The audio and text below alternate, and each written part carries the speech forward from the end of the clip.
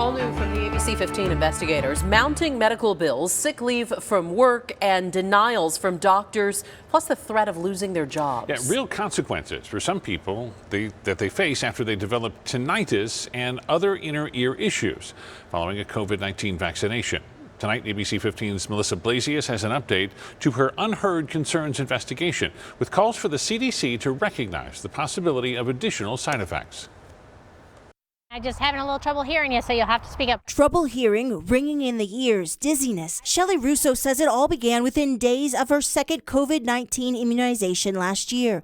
This pediatric nurse from California is one of 15,000 people who reported to the CDC's vaccine adverse events system that they got tinnitus after the shot. Nurse Russo is currently on medical leave from her hospital and worries she could lose her job. I was supposed to have submitted my vaccine exemption or get the booster by April 1st, as healthcare workers are required to have that in the state of California. California rules allow medical exemptions only for people who have symptoms or conditions that the CDC says could be harmed by the vaccine. I stand an arm's length away. In Phoenix, The idea is the more balanced you are. Lauren Feynman does exercises to help regain her sense of balance. I'm constantly kind of like this, right? You just feel unstable. She got her second shot in April.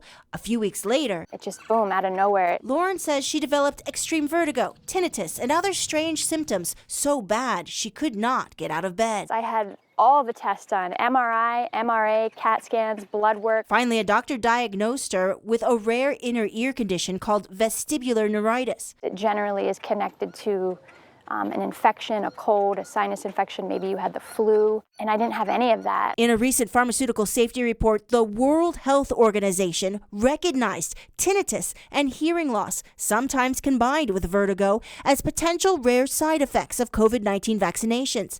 Johnson & Johnson also notes tinnitus as a reported side effect of its COVID-19 vaccine. The WHO urges further assessment and questions whether the injections, for some people, can cause an autoimmune response in the vestibular cochlear nerve. I knew it in my heart the whole time. The timing was just too coincidental for it to be just a fluke. But the FDA and CDC disagree with the World Health Organization. CDC says tinnitus is common and has many causes, and to date, this data is not sufficient to conclude that a causal relationship exists. Is the CDC still saying that? Yes. Really?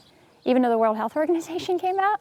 Yes. Man, okay. The problem with tinnitus, unlike something like a blood clot or an inflammation of the heart, is you can't see it, you can't measure it. But the CDC should not disregard tinnitus, says Dr. Greg Poland, a vaccine researcher from Mayo Clinic. He, too, developed it about an hour after his COVID shot. ABC 15 also talked to the American Tinnitus Association. If the CDC were to declare, tinnitus as a side effect, then there would be research allocated to that, which is why that designation would matter. CDC, I think this is people's lived experiences, and I think that it's deserving to continue to explore the possibility that there is a connection. Without any CDC acknowledgement, Lauren still has unanswered health questions, and Nurse Russo faces a hard decision. The thought of losing my family, which is basically what I consider my coworkers and my patients, is just awful. But having to choose between my health and my work, I can't make that choice. Both women hoping to fully recover and believe, if nothing else, telling their stories will bring awareness and answers. I'm investigator Melissa Blasius, ABC 15, Arizona.